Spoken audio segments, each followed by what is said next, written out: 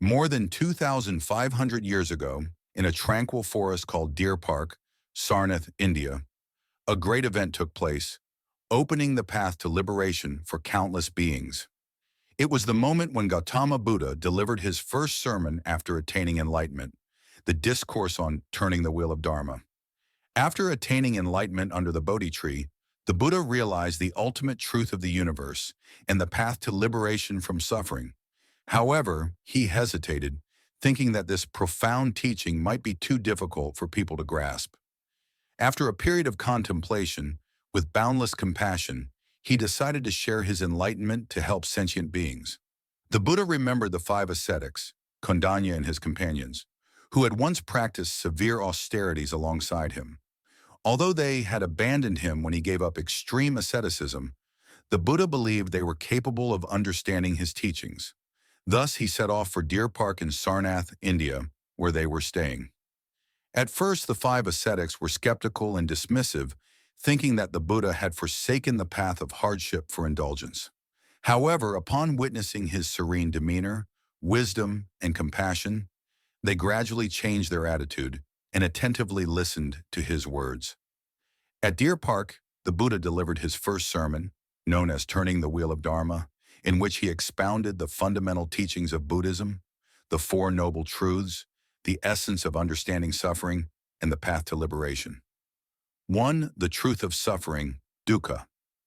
Human life is inherently filled with suffering. Birth is suffering, dukkha of birth. Aging is suffering, dukkha of aging. Sickness is suffering, dukkha of illness. Death is suffering, dukkha of death. Separation from loved ones is suffering. Being with those we dislike is suffering. Not getting what we desire is suffering. The suffering of clinging to the five aggregates, body and mind. Meaning, understanding suffering helps us detach from the illusion of worldly happiness. 2. The truth of the cause of suffering, samudaya. Suffering does not arise by chance. It originates from craving, hatred, and ignorance. Craving, tanha, uncontrolled desire for wealth, fame, and pleasures. Hatred, dosa, anger, resentment, and ill will. Ignorance, moha, lack of understanding about life's impermanence and the nature of existence. Meaning, recognizing the root causes of suffering allows us to change ourselves and move toward peace. The truth of the cessation of suffering, nirodha, nirvana.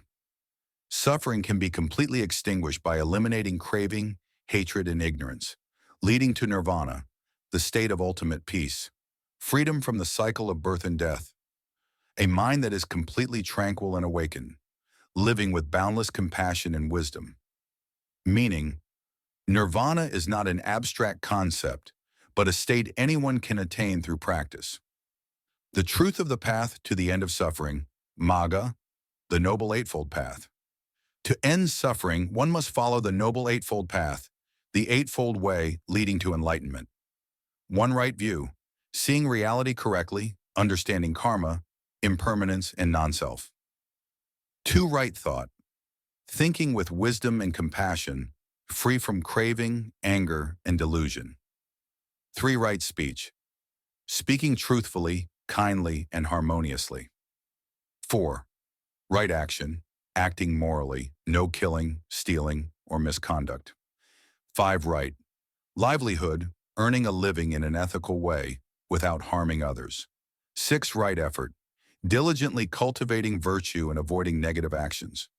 7. Right mindfulness, being fully aware of thoughts, emotions, and actions. 8. Right concentration, practicing meditation to achieve mental clarity and inner peace. Meaning, the Noble Eightfold Path serves as a guide for transforming suffering into enlightenment. After hearing this teaching, Kondañña became the first to attain enlightenment, becoming the Buddha's first disciple.